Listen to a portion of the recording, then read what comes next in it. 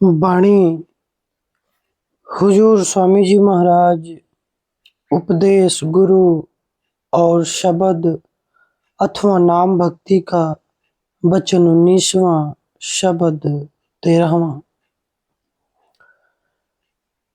स्वामी जी महाराज जी अपनी वाणी में कहते हैं कि हम सत्संग में क्यों आते हैं और इसका मकसद क्या है।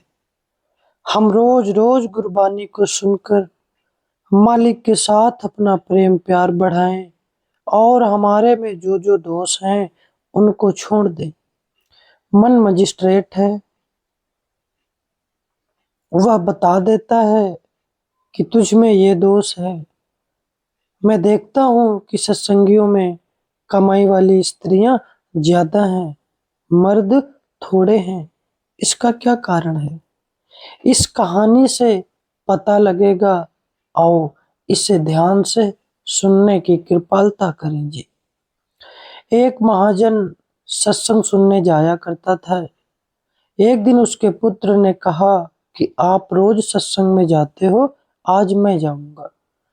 पिता ने कहा कि ठीक है, तू चला जा। पुत्र सत्संग में गया, बड़े प्रेम के साथ वचन सुनता रहा।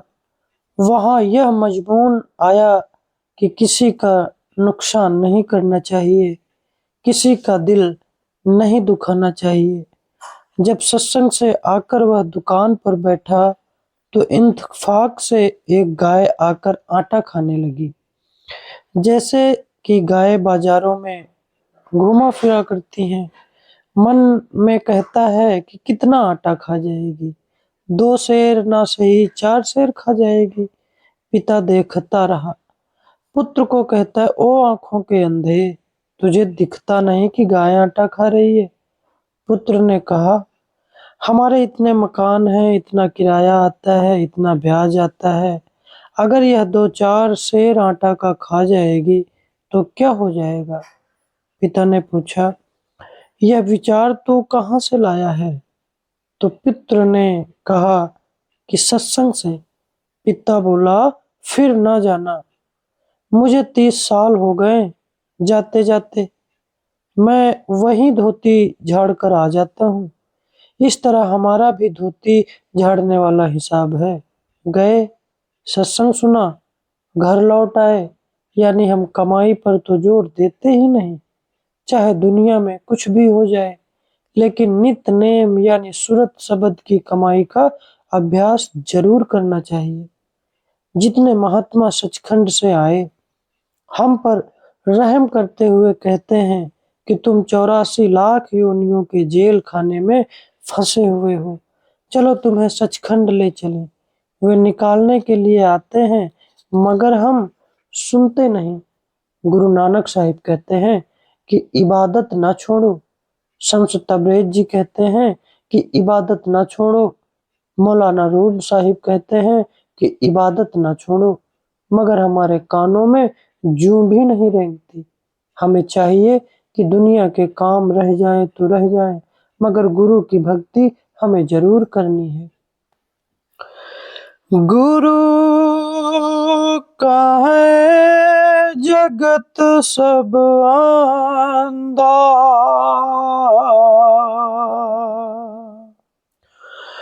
कोई गहे न घट की संधा।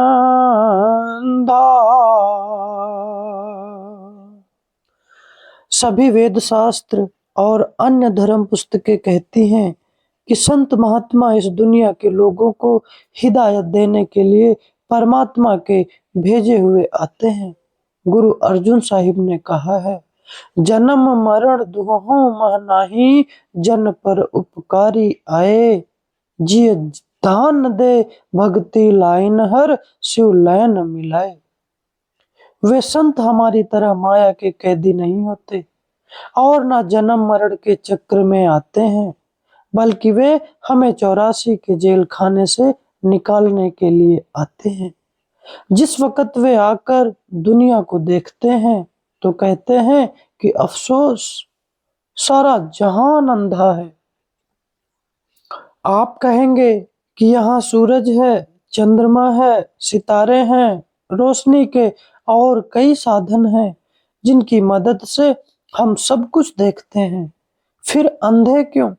इसका जवाब यह है कि ये जो हमारी आंखें हैं, ये फना को देखती हैं।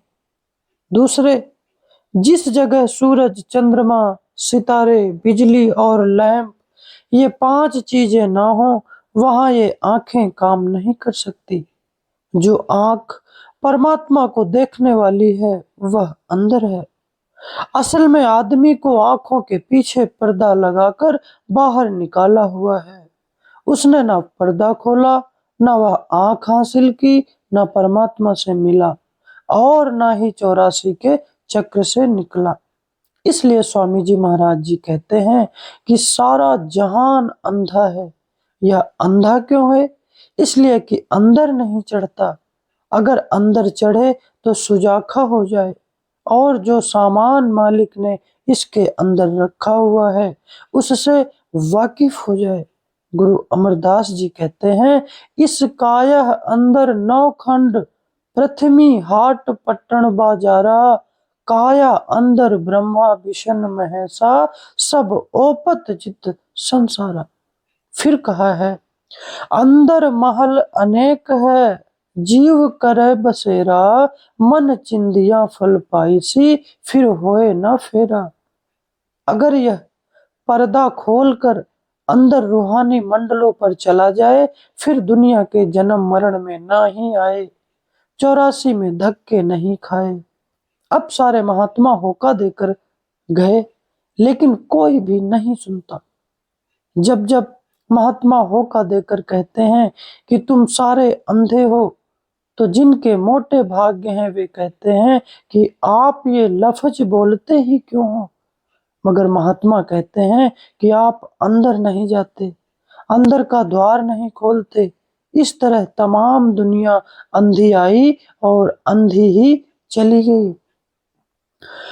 बाहर मुख भर में सारे,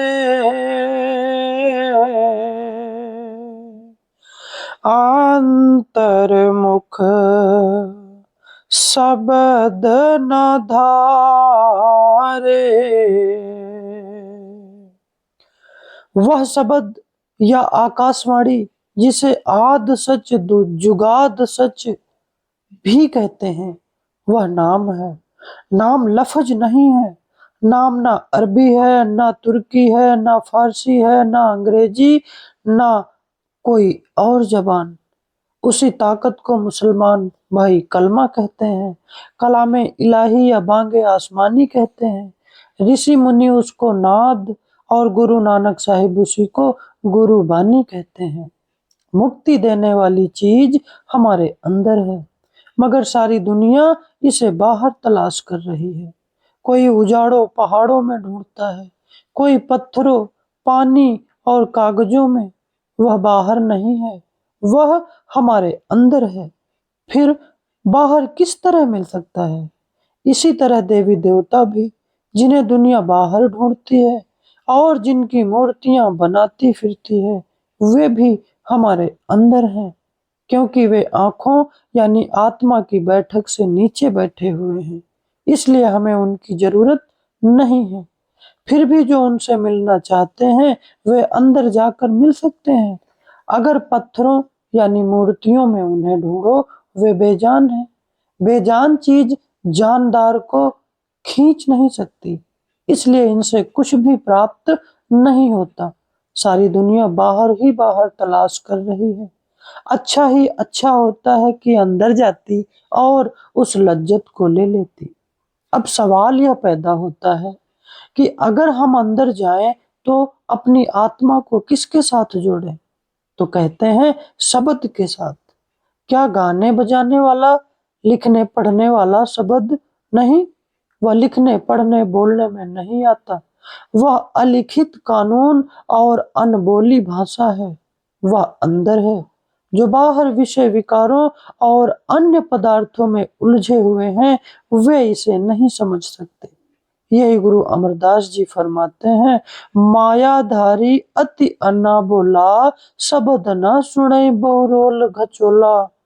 यह बाहर बैठा माया के जाल में फंसा हुआ अंधा हो रहा है, और फिर अंधा ही नहीं, बहरा भी है।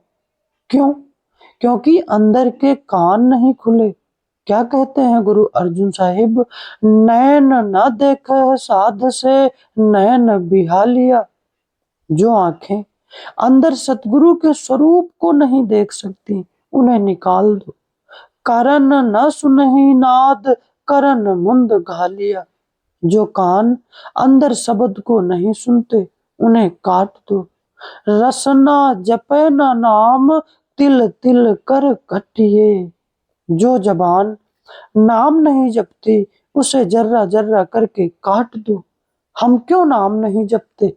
हम पर अपने गुनाहों का नशा चढ़ा हुआ है। हमारे पाप हमें इधर आने ही नहीं देते हैं। बड़े ही ऊंचे भाग्य हों तो आदमी इधर आए। मन जगत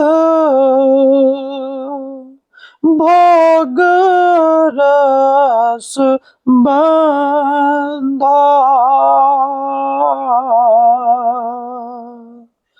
नित करे कर्म बस धंधा। अब बताते हैं कि मालिक से मिलने में रुकावट क्या है। हमारा मन विषय विकारों में, बेटे बेटियों की मोहब्बत में, दुनिया के स्वादों में कैद है। आत्मा मन के अधीन हो रही है। जिस तरह किसी राजा की लड़की को किसी महाराजा के साथ ब्याह करके महारानी बनना था, मगर उसने गंदगी साफ करने वाले नौकर को अपना पति बना लिया। अब उसके साथ गंदगी साफ कर रही है। फिर यह भी नहीं कि मन इतने पर ही सब्र करता है, वह बेबस होकर इंद्रियों के बस में हो रहा है। जो इंद्रियां चाहती हैं उसे खींच कर ले जाती है, साथ ही मन खींचा फिरता है, और उसके साथ आत्मा भी खींची हुई फिरती है।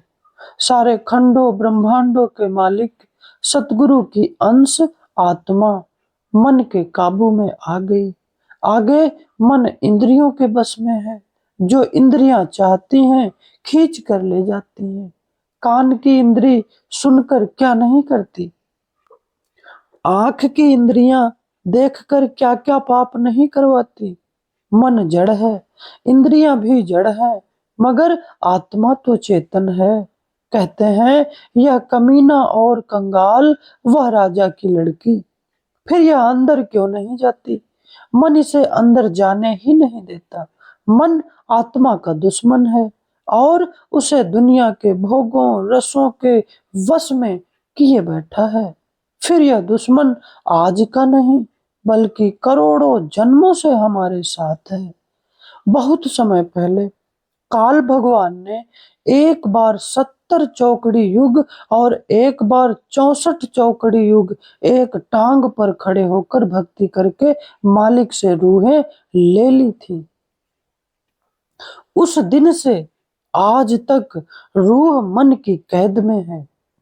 काल भगवान की पूरी कोशिश है कि एक भी रूह सचखंड यानी मालिक के देश में ना चली जाए। इसलिए रूहें प्राप्त करते ही उन्हें तन मन के पिंजरे में कैद कर दिया। जिस योनि में भी जाओ, तन मन का पिंजरा साथ है।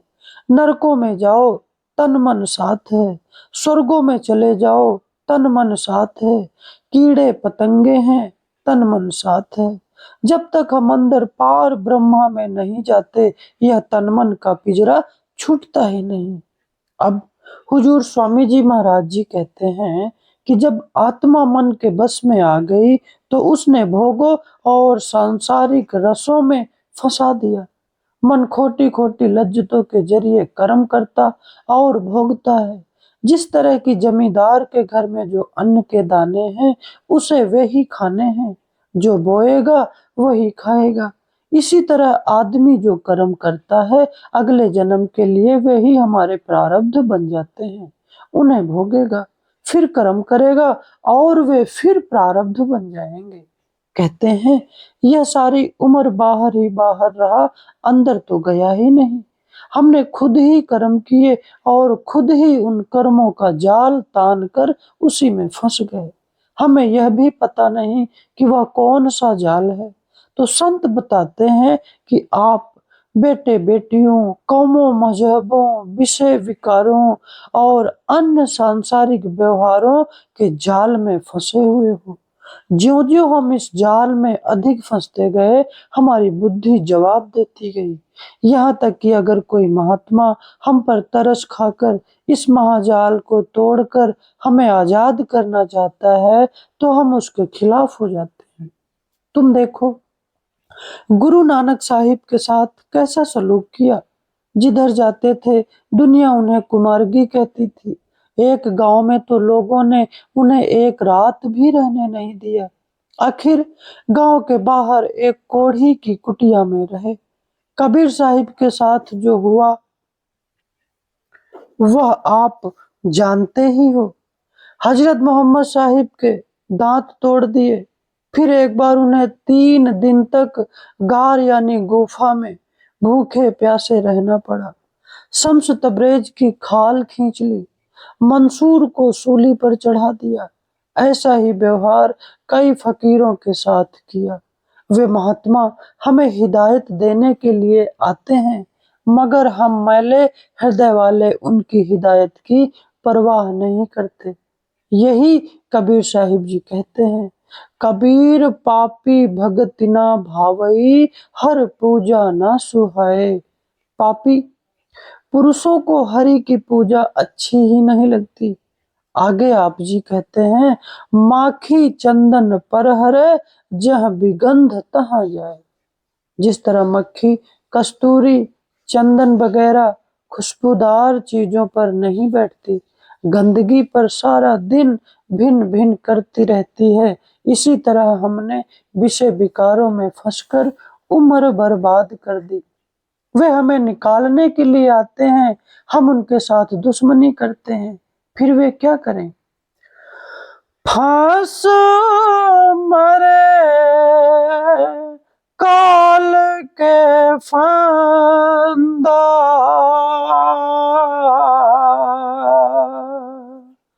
अब हुआ जीव अति गंदा।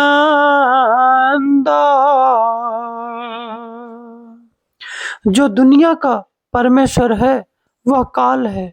जिसको दुनिया पूजती है वह इनको खाता है।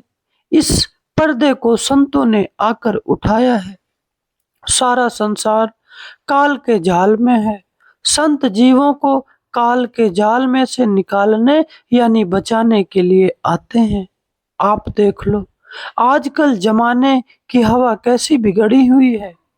एक ही देश के रहने वाले, एक ही परमात्मा के पुत्र, पर आपस में करोड़ों बेईमानियां, बुराइयां कर रहे हैं। यह किसकी बेईमानी है? मन की। अगर परमात्मा को अंदर देखें तो क्या लोग खून करें? इस्लाम कहता है कि दाइमुल खम्र खाते उल सजर और जाबह उल बकर, ये तीनों बख्शे नहीं जाते। एक राह चलते आदमी के पेट में छुरा घोंपना, यह सब काल का जाल है। ये कौमें क्यों लड़ती हैं? ये मुल्क क्यों लड़ते हैं? इनके खोटे कर्म, काल इन्हें बर्बाद कर रहा है। ना मुल्क उनका है ना इनका, ना उन्हें रहना है ना इन्हें रहना है। जिस तरह मीठे पर मक्खियां आपस में लड़ती हैं, इसी तरह ये आपस में लड़ते हैं। गुरु कहे नित समझाई,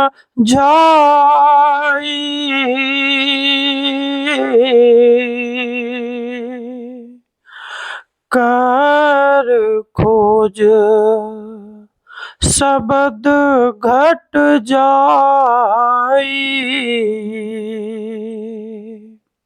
अब सारे संत महात्मा कामिल फकीर, चाहे वे हिंदू हैं चाहे मुसलमान, जो सचखंड पहुंच गए, इसको आकर समझाते हैं कि प्यारे, यह देश तेरा देश नहीं, यह कौम तेरी कौम नहीं, यह मजहब तेरा मजहब नहीं, तेरा देश सचखंड, तेरी कौम सतनाम और तेरा मजहब तजल्लियाते हक यानी परमात्मा का नूर है।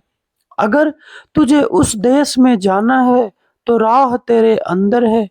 क्या कर, किसी महात्मा से नाम लेकर उसकी कमाई करता हुआ सूरज, चंद्रमा और सितारे लांघ कर ऊपर जा। आगे तुझे वहां उस महात्मा का नूरी स्वरूप मिलेगा जो हर मंजिल पर तेरे साथ जाएगा। महात्मा वह नहीं जो दो लफ्ज बताकर अलग हो जाए, बल्कि जब तू उनके पास जाएगा वह कहेंगे कि हम हर मंजिल पर तेरे साथ हैं, तुझे धूमधाम पहुंचा कर ही दम लेंगे। फिर वह यह नहीं कहते कि तू कौम छोड़, मजहब छोड़, बाल बच्चों को छोड़। उनका उपदेश तो यह है कि अपने अपने मजहब में रहो, अपनी अपनी कौम में रहो, अपने अपने कुटुंब में रहो और नाम जप कर अंदर पर्दा खोल लो, जीते जी मुक्ति हासिल कर लो और परमात्मा से मिल जाओ। फिर वह अपना बोझ किसी पर नहीं डालते, बल्कि अपना बोझ आप उठाते हैं। फिर भी हमें उन पर यकीन नहीं आता। कहते हैं कि प्यारे, तेरे अंदर गुरबानी कलामे इलाही हो रही है, तेरे अंदर वह गीत हो रहा है जिसे गुरु नानक साहिब आद सच जुगाद सच कहते हैं। अंदर चढ़ और उसे सुन, मगर हम इतना भी नहीं कर सकते।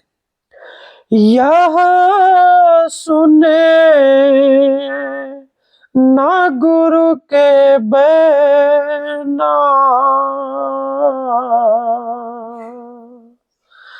कस खुले हिये के नैना। कहते हैं कि यह गुरु की तालीम को सुनता ही नहीं। जो महात्मा सचखंड से आते हैं वे मुक्ति हासिल करने की तालीम देते हैं, जन्म मरण खत्म करने की दवा देते हैं, मगर यह उनकी तालीम को कबूल नहीं करता, इसके अंदर धंसती ही नहीं।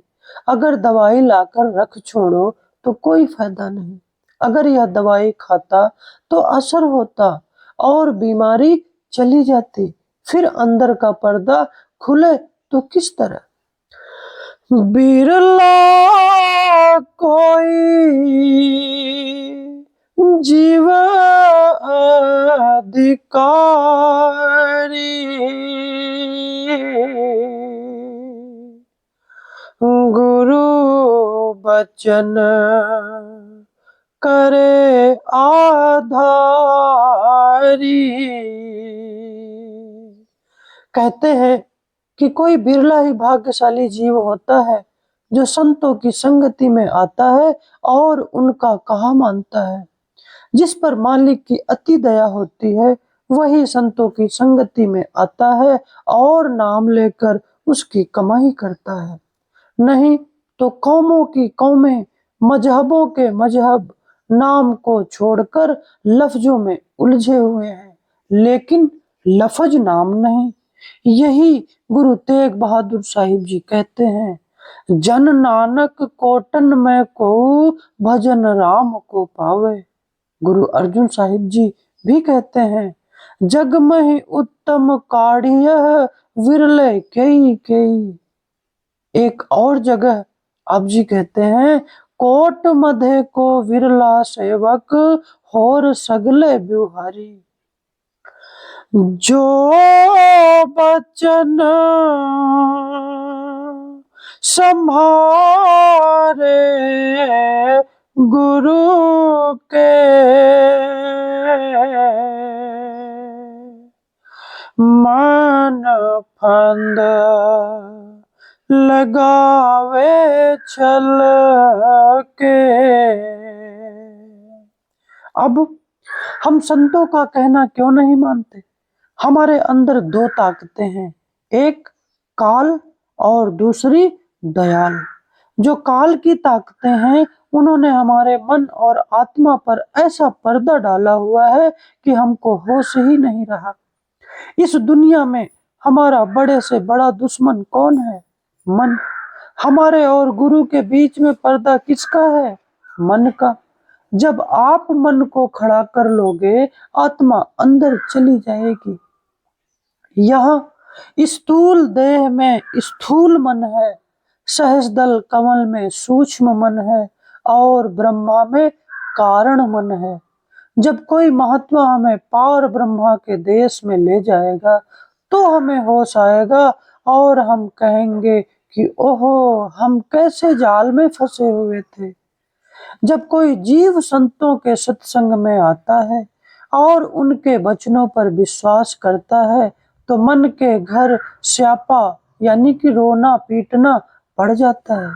जिस तरह अमर बेल पेड़ पर पैदा होती है, उसी से ताकत लेकर फैलती है और आखिर उसे ही सुखा देती है, इसी तरह मन आत्मा से ताकत लेकर उसी की मिट्टी पलीत कर देता है। दूसरे लफ्जों में कह दें कि मन आत्मा से सत्ता लेता है और आत्मा को ही कैद किए बैठा है। मन नहीं चाहता कि आत्मा अंदर जाए, इसका पर्दा खुल जाए और 84 के जेल खाने से निकल जाए। मन कैद होना नहीं चाहता, मगर अभ्यास में इसे कैद होना पड़ता है। इसलिए अगर कोई अभ्यास करता है तो मन छल करके उसे गिरा देता है। पुराण पढ़कर देखो, एक ऋषि ने इतनी तपस्या की कि स्वर्गों के राजा इंद्र को खौफ हुआ कि यह तपस्वी उसकी गद्दी को छीन लेगा। तो उसने क्या किया? हाथ में तीर कमान लेकर शिकारी का रूप धारण करके ऋषि की कुटिया पर आया और अर्ज की कि मैं किसी काम से जा रहा हूँ, मेरा यह तीर कमान रख लो, थोड़ी देर में आकर ले जाऊंगा। ऋषि ने कहा कि मैं इसका ख्याल क्यों रखूं? इस पर इंद्र ने उसकी बड़ाई करनी शुरू की कि तू ऐसा है वैसा है, मुझ पर दया कर। जब इंद्र ने बहुत बार कहा तो ऋषि मान गया और कहा कि अच्छा, उस कोने में रख दो। इंद्र तो तीर कमान रख कर चला गया। अब वापस किसे आना था? ऋषि पहले राजा था और तीरंदाजी में भी माहिर था, इसलिए जब भजन से उठे तीर कमान सामने दिखाई दे। रोज रोज देखने से तीर कमान का ध्यान मन में पक्का होता गया। एक दिन सोचता है कि कभी हम भी तीर चलाया करते थे, जरा चलाकर तो देखें, किसी को मारेंगे नहीं। यह सोचकर तीर कमान हाथ में लेकर तीर तो चलाया, सीधा निशाने पर जाकर लगा और शौक बढ़ा। आखिर पूरा शिकारी बन गया। भजन बंदगी छूट गई और लगा शिकार के पीछे पीछे फिरने। ऐसे मन के धोखे हैं। रात को रोटी बहुत खा ली, नींद ज्यादा आ गई। जब भजन का वक्त हुआ, मन कहता है कि जरा और सो लें, अभी रात काफी है। जरा सोया, जैसे ही आंख लगी दिन चढ़ गया। इसी तरह मन का एक और धोखा भी है। वह कहता है कि बच्चे छोटे हैं, जरा बड़े हो जाएं फिर भजन सिमरन कर लेंगे। जिक्र है, कबीर साहिब बाहर जाया करते थे। एक बूढ़ा खेत में बैठा हुआ मिलता था। एक दिन कबीर साहिब ने उससे कहा कि भजन किया कर। कहता, छोटे छोटे बच्चे हैं, जवान हो जाएंगे तो फिर कर लूंगा। जब बच्चे जवान हो गए तो कबीर साहिब फिर मिले और कहा कि भजन कर। वह कहने लगा, इनकी शादियां हो जाएंगी फिर भजन कर लूंगा। जब शादियां हो गई तो कबीर साहिब ने कहा कि अब बता। कहता है, पोतों का मुंह देखने की इच्छा पूरी कर लूं। जब पोते हो गए तो कबीर साहिब फिर मिले और कहा कि अब तो भजन कर। कहता है कि पोते छोटे छोटे हैं, जरा जवान हो जाए फिर भजन करूंगा। जब पोते जवान हो गए तो कबीर साहिब ने फिर पूछा। कहता है, ये लापरवाह हैं, रात को सो जाते हैं, अगर मैं ना जागूं तो चोरी हो जाए। कुछ समय बाद कबीर साहिब फिर गए तो वहां बाबा न मिला। पूछा कि बाबा कहाँ है? पुत्र पौत्रों ने कहा कि जी वो तो गुजर गए। उस बूढ़े का घर की दुधारू गाय से बड़ा प्यार था। गाय भैंसे पालता था। एक गाय से उसे बड़ा प्यार था। जब मरा तो गाय के पेट में आया और बछड़ा बना। कबीर साहिब ने अंतर्ध्यान होकर देखा तो पता लगा कि वह बछड़े का जन्म पाकर जवान हुआ। उसे खूब हल में जोता, बहुत चलाया, आखिर वह बूढ़ा हो गया। जब उनके काम का न रहा तो उन्होंने उसे गाड़ीवान को बेच दिया। उसने भी उसे 10-12 साल चलाया। जब उसके भी काम का न रहा तो उसने उसे तेली के हवाले कर दिया, जिसने उसे कोई साल कोल्हू में जोता। जब वहां भी निकम्मा हो गया तो उसने उसको कसाई को दे दिया। कसाई ने मार कर उसका मांस बेच दिया और जो चमड़ा था वह नगाड़े वाले ले गए। उन्होंने उसका नगाड़ा बना लिया। अब उस पर खूब डंडे पड़ते हैं। यह देखकर कबीर साहब जी ने कहा, बैल बने हल में जुते, ले गाड़ी में दीन, तेली के कोल्हू रहे, पुनि घेर कसाई लीन, मांस कटा बोटी बिकी, चमड़न मढ़ी नकार, कछुक कर्म बाकी रहे, तिस पर पड़ती मार। बात तो यह है कि मन अंदर नहीं जाने देता। यह हजारों छल करता है। आप रोज सुनते हैं कि मन नहीं मानता। अगर आप उसका मुकाबला नहीं करते तो उसका कसूर है। मन रोए पीटे मगर भजन मत छोड़ो। इसका इलाज ही डंडा है, यानी सख्ती है। आप साखियां पढ़कर देख लो।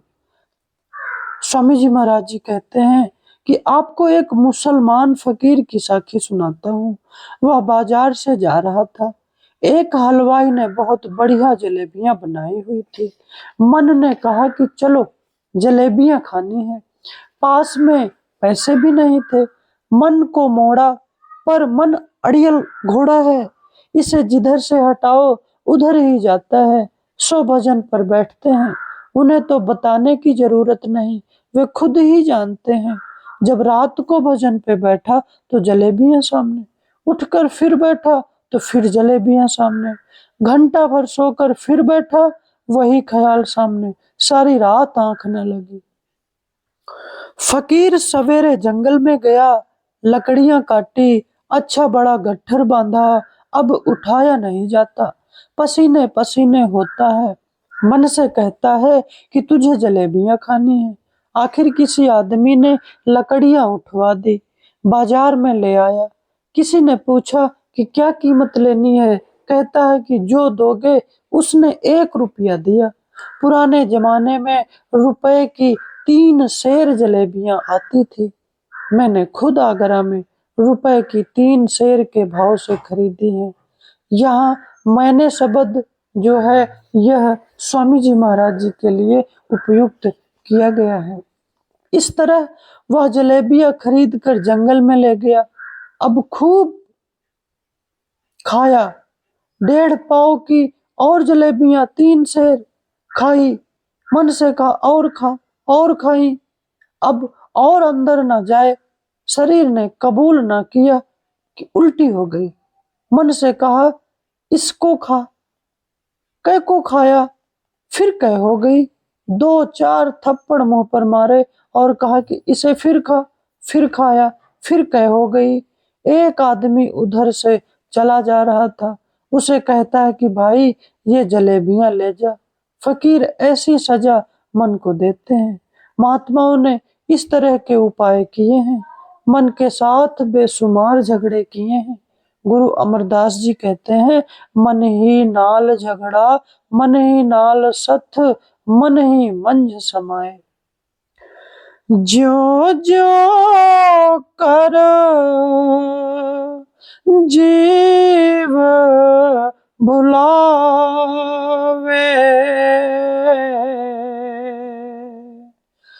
काल अपने खेल खिलावे। पहले तो हम प्रेम के साथ भजन पे बैठते ही नहीं और पूरा वक़्त नहीं देते। अगर देते भी हैं तो मन भुलावे में डालता है कि अभी रात बहुत बाकी है, ज़रा और सो लो। ज़रा सोए कि दिन चढ़ आया, ये सारे मन के धोखे हैं। एक मुसलमान फ़कीर की कहानी पढ़ी है। एक दिन रात को उसकी नींद न खुली। मन से बोला कि मैं तुझे सारा साल गर्म पानी पिलाऊंगा। मन को पूरा साल गर्म पानी पिलाया। इसका नाम लड़ाई है। हमें चाहिए कि मन के साथ लड़ें। हमारा कोई दुश्मन नहीं, मन ही तो हमारा असली दुश्मन है। गुरु भक्ति ना करने पावे,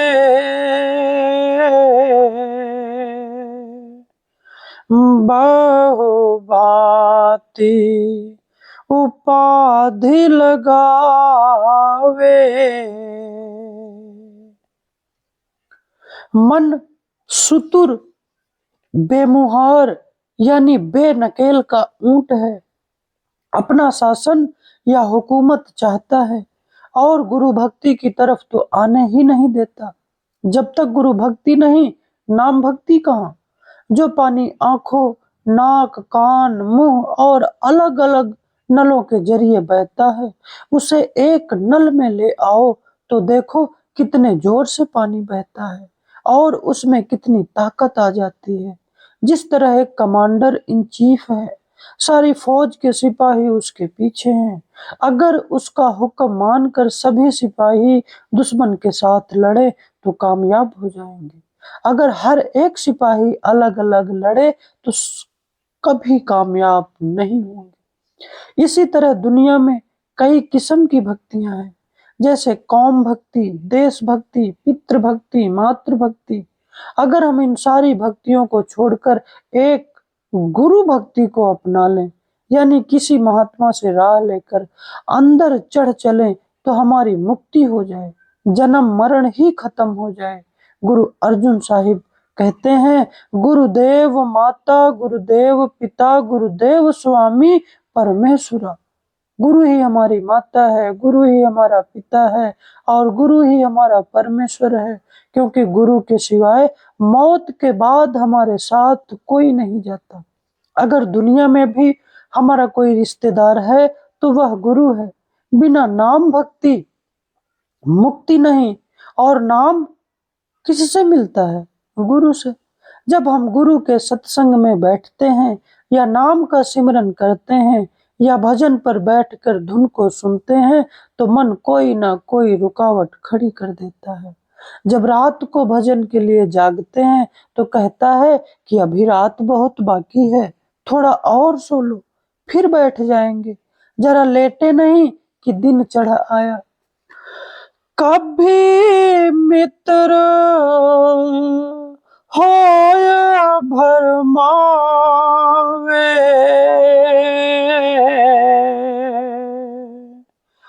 कभी बैरी बन धमकावे।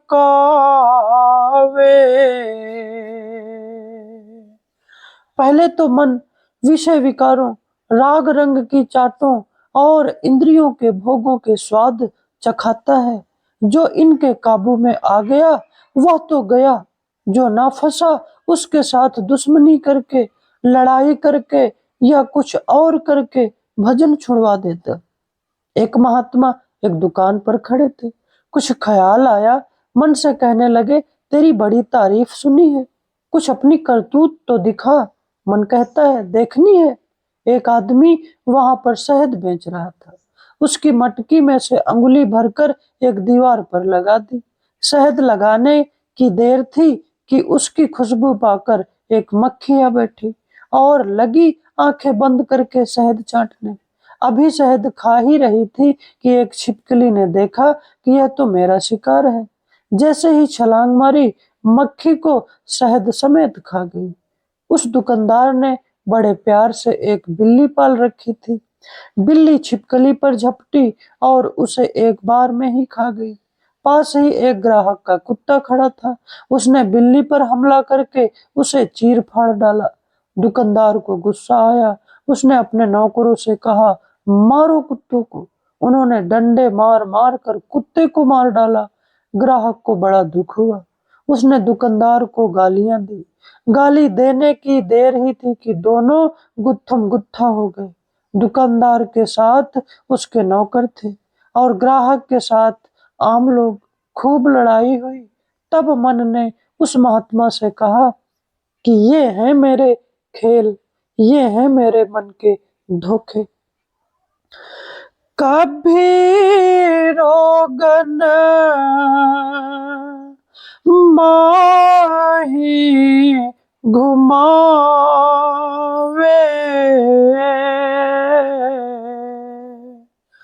नाना विधि जाल बंधावे। मन कभी बीमारियों में, कभी अलग अलग विषय विकारों में ले चलता है। मतलब कि इसका मकसद है कि आदमी नाम की ना आए, अंदर न जाए। वशिष्ठ जी रामचंद्र जी के गुरु थे। वह कहते हैं कि मन की ताकत का अंदाजा महात्मा को होता है। जो मूर्ख है उन्हें क्या पता कि मन की क्या ताकत है और महात्मा क्या कह रहे हैं। वशिष्ठ जी कहते हैं कि हे राम, अगर कोई कहे कि मैंने 2000 मील लंबा और कई हजार फुट ऊंचा हिमालय पहाड़ उठा लिया है, हालांकि यह मानने में नहीं आता, फिर भी हम मान लेते हैं कि शायद परमात्मा ने दुनिया में कोई ऐसा आदमी भेजा हो जिसने कि उठा लिया हो। फिर कहते हैं कि अगर कोई कहे कि मैंने समुद्र को पी लिया है, मानने में तो नहीं आता, मगर मान लेते हैं कि शायद ही ऐसा कोई आदमी हो जिसने पी लिया हो। लेकिन अगर कोई कहे कि मैंने मन को वश में कर लिया, तो कहते हैं कि मैं नहीं मानता। मन ऐसा जबरदस्त है कि बड़े बड़े महात्माओं से भी वश में ना हुआ। मगर आप इससे यह ना समझो कि मन को वश में करने की कोई दवा है ही नहीं। दवा है।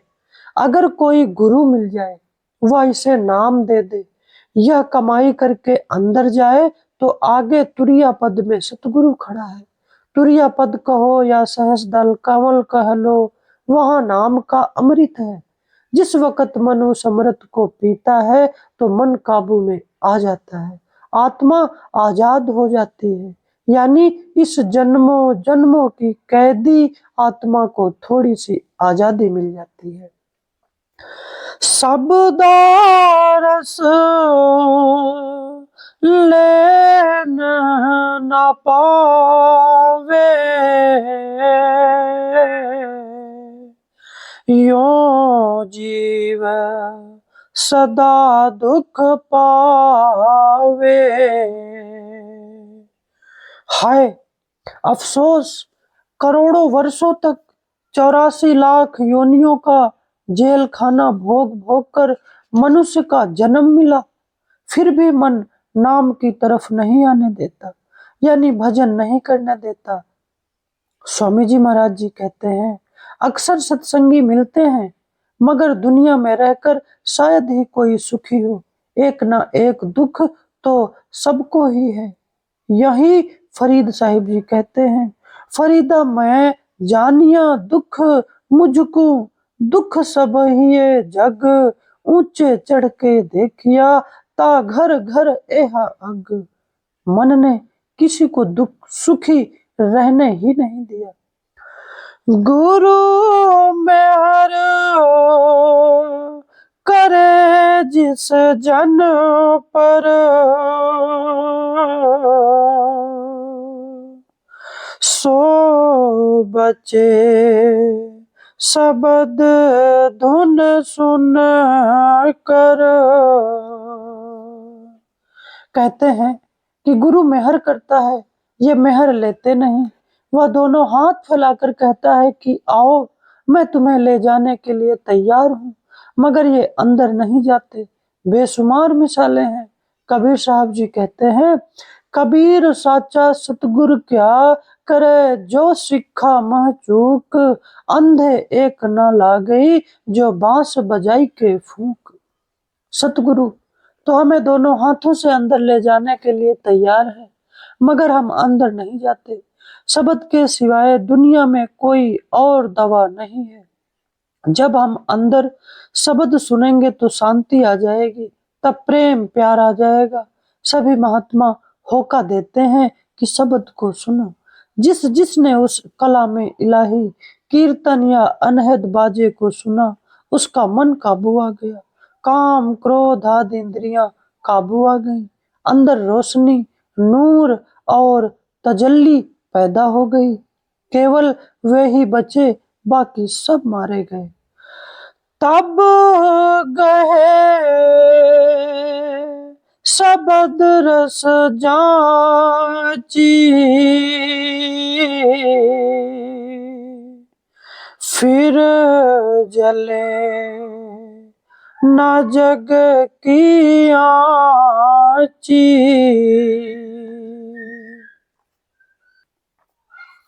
अगर यह एक बार पर्दा खोलकर अंदर चला जाए और उस अमृत यानी नाम की लज्जत को ले ले, फिर इसको पकड़ने वाला कौन है? कोई नहीं।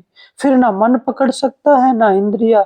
एक कवि ने कहा है, एक समय वन में बसते मृग राज किनार न के हर जायो, कह कारण पाली के हाथ चढ़ो, उन लेकर छेरी के संग रलायो। एक बार एक भेड़े चराने वाले को एक शेर का बच्चा मिल गया। उसने उस भेड़ों का दूध पिला पिला कर पाल लिया। भूल गयो कुल के परकारम, सो हंडु भयो हरि दूब चरायो, सुंदर ऐसे ही आत्मा संग शरीर के, आप भुलाई के जीव कहायो। शेर का काम है शिकार करना, मगर वह भेड़ों के साथ रहता, भेड़ों का दूध पीता और गंदगी खाता। संयोग से एक शेर आ गया। उसने देखा यह शेर का बच्चा है। सोचने लगा कि यह शेर होकर भेड़ों के साथ चरता है। बड़ी हैरानी की बात है। धीरे धीरे वह उसके पास गया और कहा कि देख, तू शेर है। शेर कहता है, नहीं, मैं भेड़ हूं। उसे नदी के किनारे ले गया और कहा, पानी में देख, तेरी और मेरी शक्ल एक जैसी है कि नहीं? उसने कहा, शक्ल तो एक जैसी ही है। शेर ने कहा, अच्छा, मैं गरजता हूँ, तू भी गरज। जब शेर गरजा तो साथ ही शेर का बच्चा भी गरजा। तब चरवाहा भी भाग गया और भेड़ें भी भाग गई। यही तो है कहानी। असली बात क्या है? जब इसको कोई गुरु मिला, उसने नाम की कहा कि तू तो आत्मा है और परमात्मा की अंश है। तू अंदर जाकर अपने आप को देख और परख।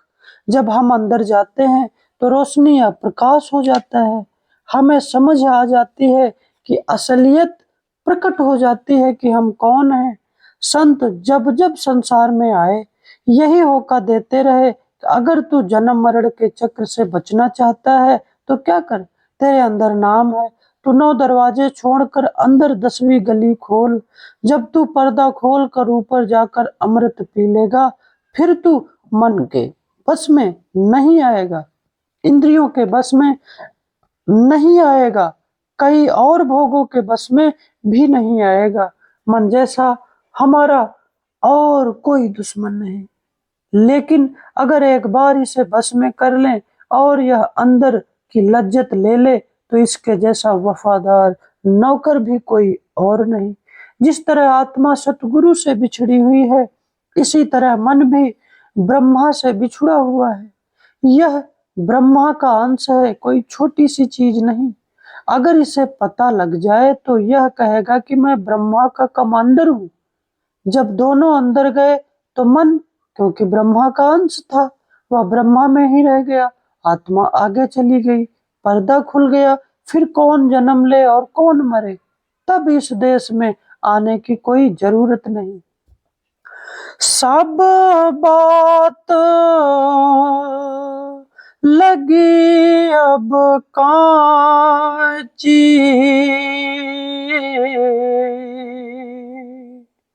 गुरु भक्ति मिली अब साची। जब अंदर शब्द की लज्जत आ जाए तो यह दिन रात गुरु गुरु भक्ति में लगा रहता है। गुरु भक्ति किसे कहते हैं? स्वामी जी महाराज जी कहते हैं कि मैं रोज बताता हूँ कि जो बाहर सेवा की जाती है यह भी गुरु भक्ति है, मगर असली गुरु भक्ति कमाई करके, 9 दरवाजे खाली करके, सूरज चंद्रमा व तारों को पार करके अंदर गुरु को प्रत्यक्ष करना है। गुरु भक्ति बड़ा उत्तम अभ्यास है। जब हम गुरु को प्रत्यक्ष करके सामने उनसे बात करेंगे तो समझो हमारा फर्ज पूरा हो गया। जब बच्चा अपने आप को माँ की गोद में डाल दे, फिर उसको कोई फिक्र नहीं, नहलाना धुलाना खिलाना, मतलब कि सारी फिक्र माँ को है। इसी तरह जब शिष्य सतगुरु की गोद में जा बैठा तो फिर सतगुरु का फर्ज है कि उसे धूमधाम पहुंचाए, मगर हम कहते हैं कि हमें कोई बगैर मेहनत के ले जाए। बिना मेहनत के कोई नहीं ले जाता। जब आपने मेहनत की, अंदर पर्दा खुल गया, आत्मा ने शब्द की लज्जत ले ली, गुरु सामने आ गया। गुरु अमरदास जी कहते हैं, नानक जिनको सतगुरु मिलया तिनका लेखा नहीं बढ़िया। अगर सतगुरु अंदर प्रकट हो गया फिर वह हमारा सब कुछ करेगा। राम सिंह डोगरा हुजूर, क्या अंदर और बाहर एक ही जैसा है?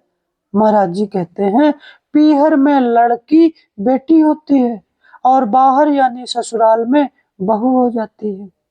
यह शरीर तो शिष्य को भी यहीं छोड़ देना है और गुरु को भी छोड़ देना है। जो हमेशा रहने वाला है वह अंदर है। लड़की का पीहर में और फर्ज है और ससुराल में और। राधा स्वामी की लेने सरने सो जीव लगे भोतरने। जब इसने सतगुरु की शरण ले ली, अपने आप को सतगुरु के हवाले कर दिया, तो समझ लो कि इसने अपना फर्ज पूरा कर दिया। आगे सतगुरु का फर्ज है, वह अपने देश ले जाएगा। सब बात लगी अब कांची,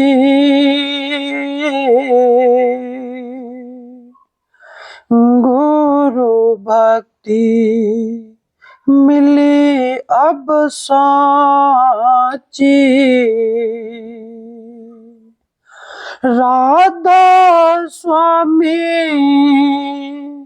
की लेने सरने